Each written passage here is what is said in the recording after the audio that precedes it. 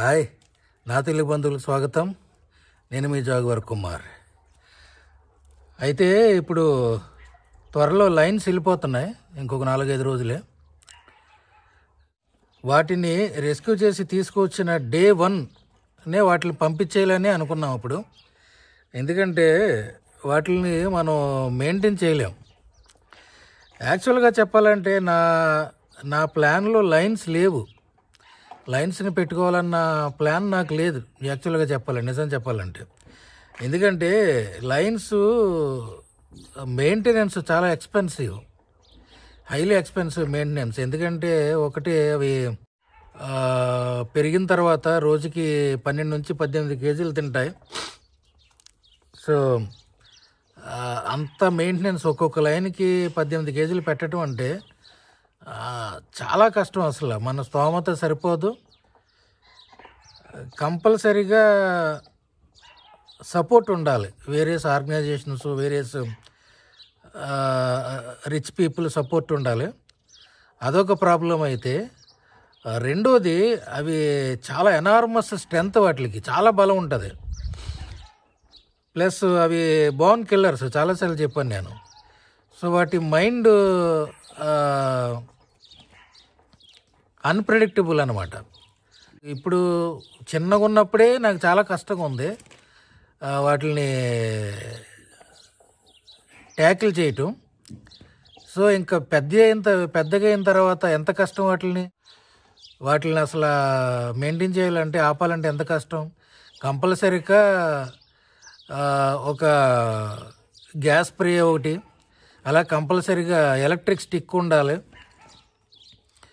ఇవన్నీ పెట్టుకుంటే కానీ వాటి దగ్గరికి వెళ్ళలేము మనం. అంత చేసిన సో వాటి అన్ప్రెడిక్టబుల్ మైండ్ వల్ల వాటికి కంపల్సరీగా అస్తమానం సెడేషన్ ఇస్తూ ఉండాలి. అలాగే మాదక ద్రవ్యాలు ఇస్తూ ఉండాలి. అందుకే మీరు చూస్తే సింహాల్లో మెయింటైన్ చేసేవాళ్ళు వీడియో, ఈ సింహాలు, బెంగాల్ టైగర్స్, పెద్దాటిని మెయింటైన్ చేసేవాళ్ళ వీడియోలో ప్రతి ఒక్కరి దగ్గర ఒక స్టిక్ ఉంటుంది. అలాగే ఈవెన్ మీకు ఆఫ్రికా వాటిల్లో కూడా ఆ సింహాల దగ్గరికి వెళ్ళే వాళ్ళ దగ్గర ఒక్కొక్కరి దగ్గర ఒక స్టిక్ ఉంటుంది. అదే ఎలక్ట్రిక్ స్టిక్ అనమాట. దాన్ని చూసి భయపడతాయి అవి. అది కంపల్సరీగా ఉండాలి.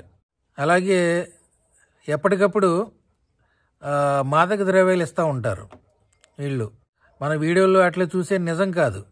వాటి గోళ్ళు తీసేసి, పళ్ళు నూరేసి, అన్నీ చేసి మాదక ద్రవ్యాలు ఇచ్చి, ఎప్పటికప్పుడు వాటికి సెడేషన్స్ ఇవన్నీ ఇచ్చి, వాటిని పవర్ని తీసేసి అన్నీ చేసిన చాలామంది సింహాల చేతిలో, పెంపుడు సింహాల చేతిలో చచ్చిపోయిన వాళ్ళు ఉన్నారు చాలామంది. సో చాలా డేంజరు సింహాలతో. ఇవన్నీ చేస్తేనే ఒక లైన్ మనం పెట్టుకోగలం. అటువంటి 2 లైన్స్ అనమాట. ఎంత కష్టం ఉంటుంది ఆలోచించండి. ఇవన్నీ ఉన్న మనం ఎన్క్లోజర్ లోపలికి వెళ్ళినప్పుడు ఒక టీం బయట ఉండాలి. వాటర్ కొట్టే టీం ఒకటి, గ్యాస్ కొట్టే టీం ఒకటి, వాటిని భయపెట్టే టీం ఒకటి బయట ఉండాలి. సో ఇంత రచ్చ ఉంటుంది ఈ లైన్స్ని మెయింటైన్ చేయాలంటే, ఎంత కష్టం ఉంటుంది. సో అందుకు నేను లైన్స్ని ఎప్పుడు పెట్టుకోవాలని నా ఐడియాలో లేదు అసలు. కానీ చిన్నప్పుడు ఎప్పుడు అనుకున్నాను. చిన్నప్పుడు చాలాసార్లు కలలు కానివ్వండి. ఎలాగంటే భూమి మీద నడుచుకుంటూ తిరిగే యానిమల్స్కి కింగు, లయన్, ఒక మృగరాజు. అలాగే పాకే జీవులకి కోబ్రా, కింగ్ కోబ్రా. అలాగే ఆకాశంలో ఎగిరే పక్షులకి ఈగల్, గ్రద్ద.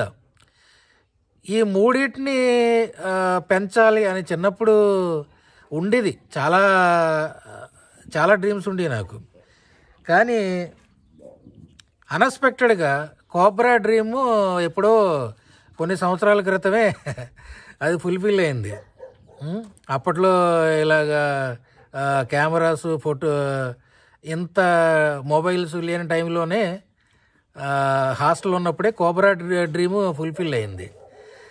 ఆ తర్వాత మీరు చూసారు పులిరాజు, మన యాషగాడు, మచ్చల పులి. సో అన్ఎక్స్పెక్టెడ్గా అసలు లైన్స్ వస్తాయి అనుకోలేదు నా లైఫ్లోకి. వచ్చినాయి, అన్ఎక్స్పెక్టెడ్గా వచ్చినాయి లైన్స్. మృగరాజు అలాగే మృగరాణి 2 వచ్చినాయి. ఒక కింగు, క్వీన్. రెండూ వచ్చినాయి. డే వన్నే వాటిని నేను ఎక్కువ కాలం పెట్టుకోలేను, మెయింటైన్ చేయలేను.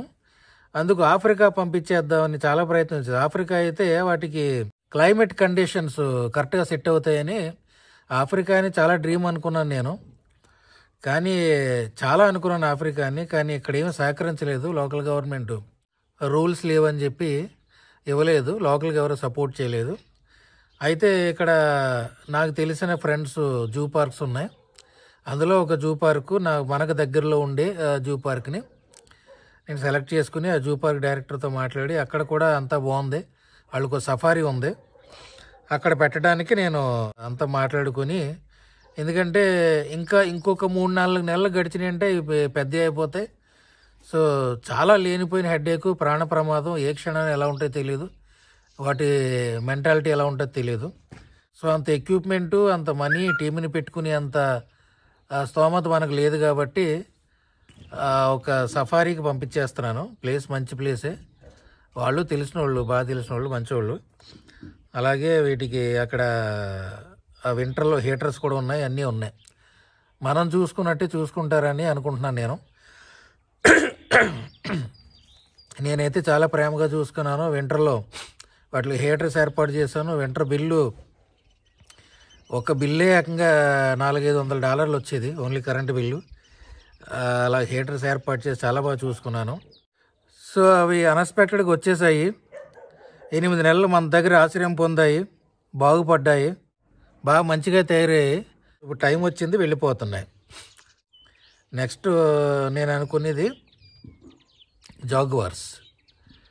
నాకు జాగ్వార్స్ అయితే బాగా వచ్చినాయి.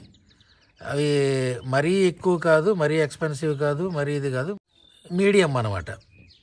మరీ ఎక్స్పెన్సివ్ కాదు, మీడియం. సో అయితే మనం మెయింటైన్ చేయగలం, జాగ్వార్స్ కానీ చీతాలు కానీ మెయింటైన్ చేయగలం. సో జాగ్వార్ అయితే మీకు ఒక 1.5 కిలోల నుంచి ఒక 2-3 కిలోలు తింటుంది, అంతే. మెయింటైన్ చేయొచ్చు, పర్లేదు. చీత అయితే మరీ తక్కువ, 800 గ్రాముల నుంచి కిలోన్నర తింటాయి, అంతే. సో ఆ జాగ్వార్లు, చీతాలు మెయింటైన్ చేయొచ్చు మనం.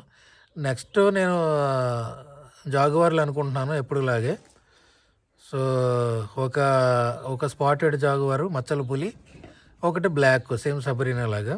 ప్యూర్ జాగ్వార్లు యాషలాగా క్రాస్ పీరియడ్, సబరీనా లాగా క్రాస్ పీరియడ్ కాకుండా ప్యూర్ జాగ్వార్లు మనం నెక్స్ట్ ప్లాన్ చేసుకుందాం. అయితే అది ఇప్పుడప్పుడే కాదు, ఒక 1 year టైం తీసుకుంటాను. ఒక సంవత్సరం టైం తీసుకుని, ఒక సంవత్సరం పనులు ఉన్నాయి నాకు, ఈ పనులన్నీ చూసుకుని, అలాగే ఈ సంవత్సరం టైంలో కొంచెం మన సబ్స్క్రైబర్స్కి కొత్తదనం ఉండటం కోసం వైల్డ్ లైఫ్ ట్రావెలింగ్ చేద్దాం అనుకుంటున్నాను. అది కొంచెం కొత్తదనంగా ఉంటుంది మన సబ్స్క్రైబర్స్కి. వైల్డ్ లైఫ్ ట్రావెలింగ్ అంటే వరల్డ్ వైల్డ్ లైఫ్ ట్రావెలింగ్ అంటే ప్రపంచ వన్యప్రాణి యాత్రికుడు అలాగైనా అనవచ్చు, లేదంటే ప్రపంచ అరణ్య యాత్రికుడు అని కూడా అనవచ్చు. అది ఒక 1 year వైల్డ్ లైఫ్ ట్రావెలింగ్ చేద్దాం అనుకుంటున్నాను. అది ఫస్ట్ నేనైతే అనుకుంటూ ఇండియా నుంచి స్టార్ట్ చేద్దాం అనుకుంటున్నాను. గిరి ఫారెస్ట్, అలాగే కర్ణాటకలో కొన్ని ఫారెస్ట్లు ఉన్నాయి,